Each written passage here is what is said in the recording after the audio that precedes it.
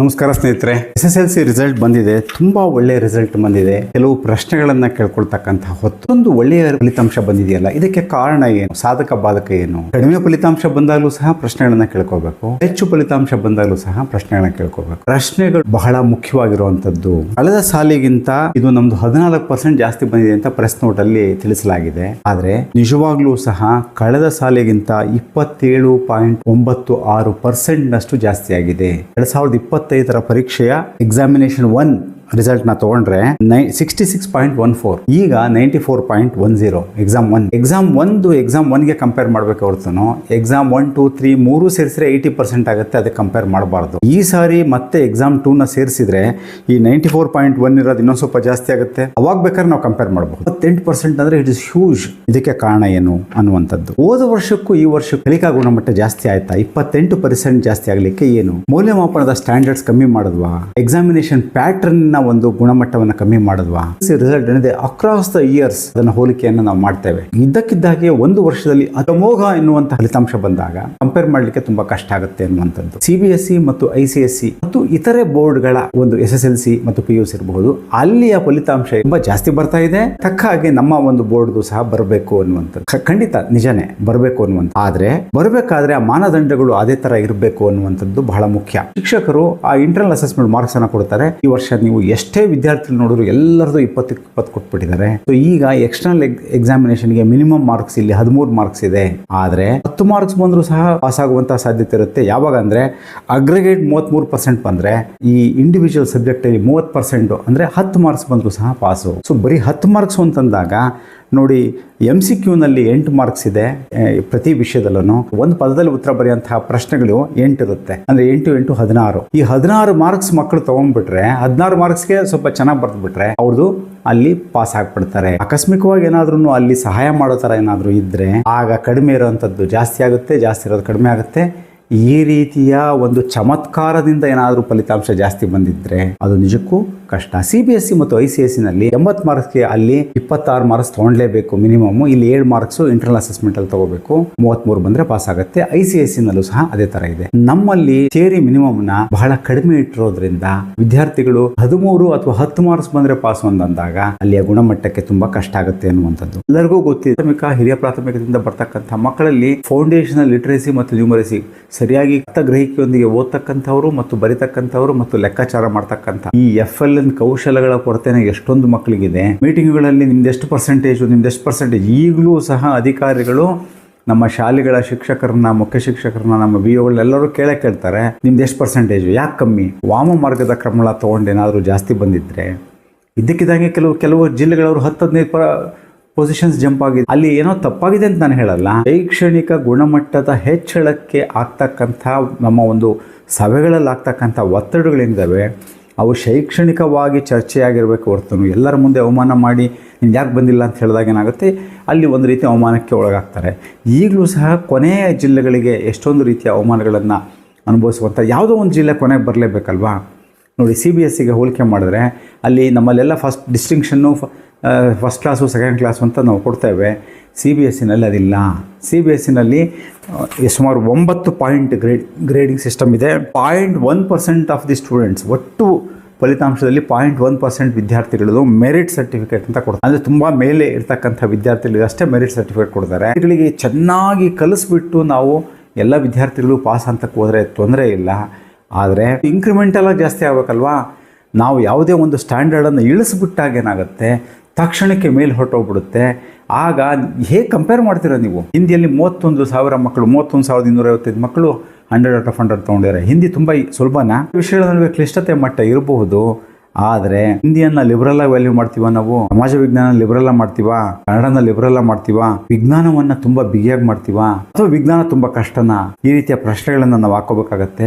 ವಿಷಯದಿಂದ ವಿಷಯಕ್ಕೆ ನಮ್ಮ ಮೌಲ್ಯಮಾಪನದ ಮಾನಕಗಳೇನಿದೆಯಲ್ಲ, ಸ್ಟ್ಯಾಂಡರ್ಡ್ಸ್ ತುಂಬಾ ವೇರಿಯೇಷನ್. ಆದರೆ ಕನ್ನಡದಲ್ಲಿ ಅಥವಾ ಹಿಂದಿಯಲ್ಲಿ ಅಥವಾ ಸಮಾಜ ವಿಜ್ಞಾನದಲ್ಲಿ ಅಷ್ಟೊಂದು ವಿದ್ಯಾರ್ಥಿಗಳು ಚೆನ್ನಾಗಿ ತೊಗೊಂಡಿದ್ದಾರೆ, 100ಕ್ಕೆ 100 ತೊಗೊಂಡಿದ್ದಾರೆ ಅಂದರೆ ಅಲ್ಲಿ ಅಷ್ಟೊಂದು ಖಚಿತವಾಗಿರ್ತಕ್ಕಂಥ ಉತ್ತರಗಳಿತ್ತ ಅಥವಾ ಗಣಿತ ಮತ್ತು ವಿಜ್ಞಾನದಲ್ಲಿ ಇರಲಿಲ್ವಾ ಅನ್ನೋ ಪ್ರಶ್ನೆಗಳನ್ನ ನಾವು ಕೇಳ್ಕೊಬೇಕಾಗುತ್ತೆ.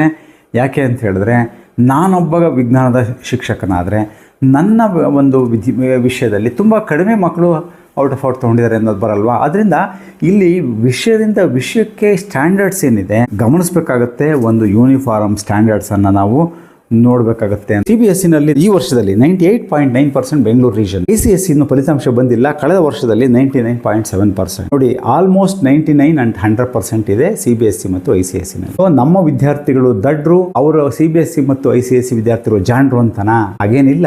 ನಮ್ಮ ಸರ್ಕಾರಿ ಶಾಲೆ ಮತ್ತು ಅನುದಾನ ರಹಿತ ಹೆಚ್ಚು ಸ್ಟೇಟ್ ಬೋರ್ಡ್ ಸ್ಕೂಲ್ಗಳೇನಿದಾವೆ, ಈ ಹೆಚ್ಚು ಅದರಲ್ಲೂ ಸಹ ನಮ್ಮ ಸರ್ಕಾರಿ ಮತ್ತು ಅನುದಾನಿತ ವ್ಯವಸ್ಥೆಯಲ್ಲಿ ಈ ಒಂದು ಗ್ರಾಮೀಣ ಪ್ರದೇಶದ ಮಕ್ಕಳು ಮತ್ತು ಸಾಮಾಜಿಕವಾಗಿ ಮತ್ತು ಆರ್ಥಿಕವಾಗಿ ಹಿಂದುಳಿದಿರ್ತಕ್ಕಂಥ ಮಕ್ಕಳು ಬರೋದ್ರಿಂದ, ಆ ಹಿನ್ನೆಲೆಯ ಮಕ್ಕಳು ಬರೋದ್ರಿಂದ ಅವರೆಲ್ಲ ದಡ್ರು ಅಂತ ನಾನು ಹೇಳೋದಿಲ್ಲ. ಆ ಸೌಂಡ್ ಏನು ಫ್ಯಾಮಿಲಿ ಬ್ಯಾಕ್ ಗ್ರೌಂಡ್ ಇರಲ್ಲ, ಸಪೋರ್ಟಿಂಗ್ ಸಿಸ್ಟಮ್ ಇರಲ್ಲ ಅವ್ರಿಗೆ. CBSE ಹೆಚ್ಚು ಸಿಟಿಗಳಲ್ಲಿ ಇದಾವೆ. ಈಗಾಗಲೇ ಹಳ್ಳಿಗಳಲ್ಲೂ ಸಹ CBSE ಸ್ಕೂಲ್ಸ್ ಬಂದಿದೆ, ಇಲ್ಲ ಅಂತ ಹೇಳಲ್ಲ. ಆದ್ರೆ ಅಲ್ಲಿಯ ಒಂದು ಇಂಟರ್ನಲ್ ಅಸೆಸ್ಮೆಂಟ್ ಪ್ಯಾಟರ್ನ್ ಅನ್ನು ನಾವು ಗಮನಿಸಿದ್ರೆ ಅಲ್ಲಿ ನೋಡಿ 20 ಮಾರ್ಕ್ಸ್ ಕೊಟ್ಟರು.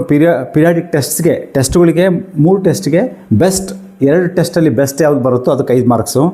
ಮಲ್ಟಿಪಲ್ ಅಸೆಸ್ಮೆಂಟ್, ಬೇರೆ ಥರ ಅಸೆಸ್ಮೆಂಟ್ ಮಾಡ್ತಾರೆ, ಅದಕ್ಕೆ 5 ಮಾರ್ಕ್ಸು. ಪೋರ್ಟ್ಫೋಲಿಯೋ ಅಂತ ಕೃತಿ ಸಂಪುಟ ಅಂತ ನಮ್ಮ ಇಲಾಖೆಯ ಶಿಕ್ಷಕರಿಗೆ ಗೊತ್ತಿರುತ್ತೆ, ಅದು 5 ಮಾರ್ಕ್ಸು. ಸಬ್ಜೆಕ್ಟ್ ಎನ್ರಿಚ್ಮೆಂಟ್ ಆಕ್ಟಿವಿಟೀಸ್ ಅದಕ್ಕೆ 5 ಮಾರ್ಕ್ಸು.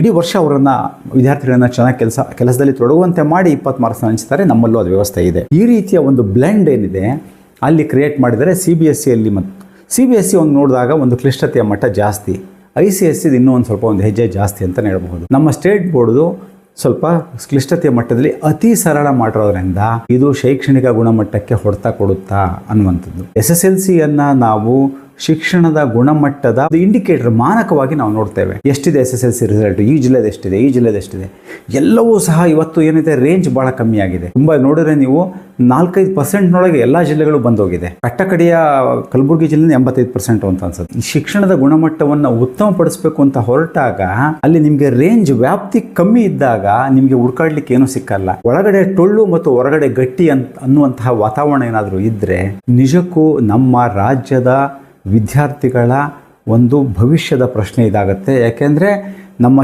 ಶಾಲೆಗಳಿಂದ ಕಾಲೇಜಿನಿಂದ ಹೊರಬರ್ತಕ್ಕಂಥ ವಿದ್ಯಾರ್ಥಿಗಳಲ್ಲಿ ಆ ಒಂದು ಶೈಕ್ಷಣಿಕವಾಗಿರ್ತಕ್ಕಂಥ ಗಟ್ಟಿತನ ಇಲ್ಲದೆ ಹೋದರೆ ಅವರು ಮುಂದೆ ಕಾಂಪಿಟೇಟಿವ್ ಎಕ್ಸಾಮ್ಗಳಿರ್ಬೋದು ಅಥವಾ ಉದ್ಯೋಗ ಇರಬಹುದು, ಇವೆಲ್ಲವುಗಳಲ್ಲಿ ಅವರು ತಮ್ಮನ್ನು ತಾವು ಕಾಂಪೀಟ್ ಮಾಡ್ಕೊಳ್ಳಿಕ್ಕೆ ಕಷ್ಟ ಆಗುತ್ತೆ. ಈ ದೃಷ್ಟಿಯಲ್ಲಿ ನಾವು ಆಲೋಚನೆಯನ್ನು ಮಾಡಬೇಕಾಗುತ್ತೆ. ಮಕ್ಕಳು ಪಾಸ್ ಆಗೋದು ಒಳ್ಳೆಯದೇನೆ, ಇಲ್ಲ ಅಂತಲ್ಲ. ಅದಕ್ಕೆ ಇನ್ನೂ ಒಂದು ನಾವು ಐಡಿಯಾ ಮಾಡ್ಬೋದು. ಎಲ್ಲ ವಿದ್ಯಾರ್ಥಿಗಳನ್ನು ಪಾಸ್ ಆಗೋ ಥರ ಮಾಡಬಹುದು. ಏನಾಗುತ್ತೆ ಅದರಿಂದ, ಕಂಪ್ಲೀಷನ್ ಸರ್ಟಿಫಿಕೇಟ್ ಅಂತ ಕೊಡಬಹುದು. Course completion certificate. SSLC ಮುಗಿಸಿದಾರೆ ಈ ವಿದ್ಯಾರ್ಥಿ. ಯಾವ ವಿದ್ಯಾರ್ಥಿ ಮೌಲ್ಯಮಾಪನವನ್ನು ಮಾಡಲಿಕ್ಕೆ ಅವನು ಆಪ್ಷನ್ ಕೇಳ್ತಾನೋ ಅವ್ರದ್ದು ಮಾತ್ರ ಮೌಲ್ಯಮಾಪನ ಮಾಡಬಹುದು. ಒಂದು ಆರೋಗ್ಯಕರಣವಾದ ಒಂದು ಪೈಪೋಟಿ ಬರುತ್ತೆ. ಎಷ್ಟೋ ವಿದ್ಯಾರ್ಥಿಗಳಿಗೆ ಬೇಕಿಲ್ದಿರ್ಬೋದು ನಾನು SSLC ಪಾಸು ಅಥವಾ ಕೋರ್ಸ್ ಕಂಪ್ಲೀಟ್ ಮಾಡಿದ್ದೀನಿ ಅಂತ. ಕೋರ್ಸ್ ಕಂಪ್ಲೀಷನ್ ಇದ್ದರೆ ಅವನು PUCಗೆ ಹೋಗಲಿಕ್ಕೆ ಅವನಿಗೆ ಅರ್ಹತೆ ಕೊಡಬೇಕು. ಅಲ್ಲಿ ಅವರು PUC ಕಾಲೇಜಿನವರು ಒಂದು ಎಕ್ಸಾಮಿನೇಷನ್ ಮಾಡಬಹುದು. ಸೊ ಈ ರೀತಿ ಒಂದು ಸಾಧ್ಯತೆಗಳನ್ನು ನಾವು ಯೋಚನೆ ಮಾಡಬಹುದು. ಆಗ ಏನಾಗುತ್ತೆ ಅಂದರೆ ಅಂಕಗಳಿಗೆ ಇವತ್ತೇನು ಪ್ರಾಮುಖ್ಯತೆ ಇದೆ ನಾವು ನೋಡ್ತಾ ಇದ್ದೀವಿ. ಇವತ್ತು ಅಂಕಗಳಲ್ಲಿ ನಾವೆಲ್ಲ ಓಡಾಡ್ತಾ ಇದ್ದೀವಿ. ಅಂಕಗಳು ನಿಜಕ್ಕೂ ನಮ್ಮ ಕಲಿಕೆಯನ್ನು ಪ್ರತಿಬಿಂಬಿಸ್ತಾವ. ಒಬ್ಬ ವಿದ್ಯಾರ್ಥಿ 100ಕ್ಕೆ 100 ಬಂದಿದ್ದಾನೆ, ಇನ್ನೊಬ್ರು 98 ಬಂದಿದ್ದಾನೆ, ಇನ್ನೊಬ್ರು 90 ಬಂದಿದ್ದಾನೆ, ಇನ್ನೊಬ್ರು ತುಂಬ ಕಡಿಮೆ ತೊಗೊಂಡಿದ್ದಾನೆ ಅಂದರೆ ಅಂಕಗಳು ವಿದ್ಯಾರ್ಥಿಗಳ ಕಲಿಕೆಯ ಅಥವಾ ಬುದ್ಧಿಶಕ್ತಿಯ ಒಂದು ಸ್ಪಷ್ಟವಾದ ಅಳತೆಗೋಲುಗಳ. ನಿಜಕ್ಕೂ ಇದರಲ್ಲಿ ನಾವು ಅನುಮಾನ ಪಡಬೇಕಾಗತ್ತೆ. ಯಾಕೆಂದರೆ ಅದು ಆ ರೀತಿ ಅಲ್ಲ ಅನ್ನುವಂಥದ್ದು ನಮ್ಮೆಲ್ಲರಿಗೂ ಗೊತ್ತಿರೋವಂಥದ್ದು. 1 ಮಾರ್ಕ್ಸ್ ಕಮ್ಮಿ ಬಂದರೆ ಅವನು ತುಂಬ ದಡ್ಡ, 1 ಮಾರ್ಕ್ಸ್ ಜಾಸ್ತಿ ಬಂದರೆ ಅವನು ಜಾಣ ಅಂತಲ್ಲ. ಯಾಕಂದರೆ ಔಟ್ ಆಫ್ ಔಟ್ ಬಂದಂಥ ವಿದ್ಯಾರ್ಥಿಗಳು ಎಲ್ಲರೂ ತುಂಬ ಜಾಣರು, ತುಂಬ ಕಮ್ಮಿ ಸ್ವಲ್ಪ ಕಮ್ಮಿ ತೊಗೊಂಡ್ರೆಲ್ಲ ತುಂಬ ದಡ್ಡರು ಅಂತಲೂ ಅಲ್ಲ. ಅಫ್ಕೋರ್ಸ್ ಔಟ್ ಆಫ್ ಔಟ್ ಬಂದಿರೋ ಜಾಣಿರ್ಬೋದು. ಆದರೆ ಪರೀಕ್ಷೆಗಳಲ್ಲಿ ಹೆಚ್ಚು ಅಂಕ ತೆಗೆದುಕೊಳ್ಳಿಕ್ಕೆ ಈ ತಂತ್ರಗಳೇನಿದ್ದಾವೆ ಅವೆಲ್ಲವೂ ಸಹ ನಾನು ಸಹ ಮಾತಾಡಿದ್ದೀನಿ. ನೆನಪಿನಲ್ಲಿ ಇಟ್ಕೊಳ್ತಕ್ಕಂಥ ತಂತ್ರಗಳಿಂದ ನಾವು ವಿದ್ಯಾರ್ಥಿಗಳು ಹೆಚ್ಚು ಅಂಕಗಳನ್ನು ತೆಗೆದುಕೊಂಡಿರ್ತಾರೆ. ಅದು ತಪ್ಪಲ್ಲ. ನಿಜವಾದ ಒತ್ತು ಕಲಿಕೆಯ ಕಡೆಗೆ ಇರಬೇಕಾಗತ್ತೆ ಸ್ನೇಹಿತರೆ. ಈ ದೃಷ್ಟಿಯಲ್ಲಿ ನಮ್ಮ ಶಿಕ್ಷಣ ವ್ಯವಸ್ಥೆಯನ್ನು ಯಾವ ರೀತಿಯಲ್ಲಿ ಕಟ್ಟಬೇಕು, ಯಾವ ರೀತಿಯಲ್ಲಿ ನಾವು ಇಲ್ಲೊಂದು ವಿಷನ್ನನ್ನು ಇಟ್ಕೊಳ್ತೇ ಹೋದರೆ ನಿಜಕ್ಕೂ ನೋಡಿ 94.1 ಇದೆ. ಎಕ್ಸಾಮ್ 2 ಸೇರಿಸ್ಬಿಟ್ರೆ 97-98 ಆಗುತ್ತೆ. On par with CBSE and ICSE. Okay, we are happy. But the thing is along with that also we should strive to improve the quality of education in our state. So ಇದಕ್ಕೆ ನಾವು ತುಂಬ ಯೋಚನೆ ಮಾಡಿ ತೆಗೆದುಕೊಳ್ಬೇಕಂತ ನಿರ್ಧಾರಗಳು ಒಂದೇನಾಗಬಹುದು ಅಂತ ಹೇಳಿದ್ರೆ, ನಿಜವಾಗ್ಲೂ CBSE ICSE ಥರ ಇರಬೇಕು ಅಂದರೆ ಥಿಯರಿ ಮಿನಿಮಮನ್ನು ನಾವು ಇಡಬೇಕಾಗತ್ತೆ. ಸೊ ಅದು ಇಡದೆ ಹೋದರೆ, ಯಾಕಂದರೆ ಎಕ್ಸ್ಟರ್ನಲ್ ಎಕ್ಸಾಮಿನೇಷನ್ಗೆ ಮಿನಿಮಮ್ ಇದೆ 13, ಅದನ್ನು ಜಾಸ್ತಿ ಮಾಡಬೇಕಾಗತ್ತೆ. ಅಟ್ಲೀಸ್ಟ್ ಒಂದು 20 ಆದರೂ ಮಾಡಬೇಕಾಗತ್ತೆ. 20 ಹಂತವಾಗಿ ಬೇಕಾದ್ರೆ ಕಮ್ಮಿ ಮಾಡಬಹುದು. ಈಗ 26 ಇದೆ ಅಲ್ಲಿ ಅವ್ರದ್ರಲ್ಲಿ. ನಾವು ಒಂದು 25, 24, 22 ಈ ಥರ ಇಟ್ಟು ನಿಧಾನವಾಗಿ ನಾವು ಅದನ್ನು ಕಡಿಮೆ ಅಂದರೆ ವಿದ್ಯಾರ್ಥಿಗಳಿಗೆಲ್ಲ ಕಲಿಸಿ ನಾವು ಪಾಸ್ ಮಾಡುವಂಥದ್ದೇನಿದೆ, ಕಲಿಸಿ ಅವ್ರಿಗೆ ಅರ್ಹತೆಯನ್ನು ಕೊಟ್ಟು ನಾವು ಅವರಿಗೆ ಒಂದು ಸರ್ಟಿಫಿಕೇಟ್ ಕೊಡ್ತೀವಿ ಅಂದರೆ ಆ ಸರ್ಟಿಫಿಕೇಟ್ ಅಂದರೆ ಅವನಿಗೊಂದು ಶಸ್ತ್ರ ಇದ್ದಂಗೆ, ಅವನಿಗೊಂದು ನಿಜಕ್ಕೂ ಬಲ ಇದ್ದಂಗೆ, ಆ ರೀತಿ ಇರಬೇಕಾಗತ್ತೆ. ಆ ರೀತಿ ನಮ್ಮ ವಿದ್ಯಾರ್ಥಿಗಳಲ್ಲಿ ಬರಿಯ ಅಂಕಗಳಿಗಿಂತ ಕಲಿಕೆಯ ಜೊತೆಗೆ ಅವರಲ್ಲಿ ಕೌಶಲಗಳು ಮತ್ತು ಅವರಲ್ಲಿ ನಿಜವಾದ ಜ್ಞಾನ, ನಿಜವಾದ ಸ್ಪರ್ಧಾತ್ಮಕ ಮನೋಭಾವ ಇವೆಲ್ಲವುಗಳನ್ನು ಕಲಿಸಲಿಕ್ಕೆ, ಯಾಕೆಂದರೆ ನಾವು ನೋಡಿದ್ವಿ 10th ಸ್ಟ್ಯಾಂಡರ್ಡ್ ಅಂತ ಹೇಳಿದ್ರೆ, PUC ಅಂತ ಹೇಳಿದ್ರೆ ವಿದ್ಯಾರ್ಥಿಗಳ ಸ್ಥಿತಿ, ಸ್ಕೂಲ್ಗಳ ಸ್ಥಿತಿ ಹೇಗಿರುತ್ತೆ ಅಂತ ಹೇಳಿದ್ರೆ ಅವ್ರಿಗೆ ಕಲಿಸೋದಕ್ಕಿಂತ ಹೆಚ್ಚಾಗಿ ಎಲ್ಲರೂ ಅಂಕಗಳಿಂದ ಬೀಳುವಂಥದ್ದು, ಮೋಕ್ ಎಕ್ಸಾಮ್ಸ್ನ ಟೆಸ್ಟನ್ನು ಮಾಡಿಸೋವಂಥದ್ದು ತಪ್ಪಲ್ಲ. ಆದರೆ ಪರೀಕ್ಷೆಯ ಅಂಕಗಳು ಅಷ್ಟೇ ಅಲ್ಲ, ಆ ವಿದ್ಯಾರ್ಥಿಗಳ ನಿಜವಾದ ಪ್ರತಿಭೆ, ಒಂದು ಜಾಣ್ಮೆ, ಅವರಲ್ಲಿರ್ತಕ್ಕಂಥ ಬುದ್ಧಿಶಕ್ತಿ 21ನೇ ಶತಮಾನಗಳಿಗೆ ಆ ವಿದ್ಯಾರ್ಥಿಗಳನ್ನು ಸಜ್ಜುಗೊಳಿಸುವಂತಹ ನಿಟ್ಟಿನಲ್ಲಿ ಅವರಲ್ಲಿ ಇರಬೇಕಾದಂತಹ ಕೌಶಲಗಳೇನು, ಜಾಣ್ಮೆಗಳೇನು. ಇವತ್ತು ಆರ್ಟಿಫಿಷಿಯಲ್ ಇಂಟೆಲಿಜೆನ್ಸ್ ಇದೆ, ಅದಕ್ಕೆ ಪ್ರಾಂಪ್ಟ್ ಬರೆಯುವಂಥದ್ದು ಹೇಗೆ, ಕೋಡಿಂಗ್ ಮಾಡೋವಂಥದ್ದು ಹೇಗೆ, ಯಾವ ರೀತಿಯಲ್ಲಿ ಪಬ್ಲಿಕ್ ಸ್ಪೀಕಿಂಗ್ ಸ್ಕಿಲ್ಸು, ಇವುಗಳ ನಿಟ್ಟಿನಲ್ಲಿ ನಾವು ಇನ್ನಷ್ಟು ಸಾಕಷ್ಟು ಆಲೋಚನೆ ಮಾಡೋದಿದೆ ಸ್ನೇಹಿತರೆ. ಈ ದೃಷ್ಟಿಯಲ್ಲಿ ನಿಮ್ಮ ಚಿಂತನೆಗಳೇನು? ಇವತ್ತು ತುಂಬ ನಮ್ಮೆಲ್ಲರಿಗೂ ಖುಷಿಯಾಗಿದೆ, ಎಲ್ಲ ನಮ್ಮ ಶಾಲೆಗಳಿಗೆ ಎಲ್ಲರಿಗೂ ಖುಷಿಯಾಗಿದೆ. ಅಟ್ ದ ಸೇಮ್ ಟೈಮ್ ನಾವು ಇಂಟ್ರಾಸ್ಪೆಕ್ಷನ್ ಸಹ ಮಾಡ್ಕೋಬೇಕಾಗಿದೆ. ಈ ಅಂತರಾವಲೋಕನದಲ್ಲಿ ನಿಮ್ಮ ವಿಚಾರ ಏನು? ನೀವು ನಿಮ್ಮ ವಿಚಾರಗಳನ್ನು ಕಾಮೆಂಟ್ ಬಾಕ್ಸಲ್ಲಿ ಹಾಕಿ ಅಂತ ಹೇಳ್ತಾ ಇನ್ನೊಂದು ಪ್ರಚಲಿತ ಒಂದು ವಿಷಯದ ಬಗ್ಗೆ ನಾನು ಚರ್ಚೆ ಮಾಡಲಿಕ್ಕೆ ಬರ್ತೇನೆ. Thank you so much. ನಮಸ್ತೆ.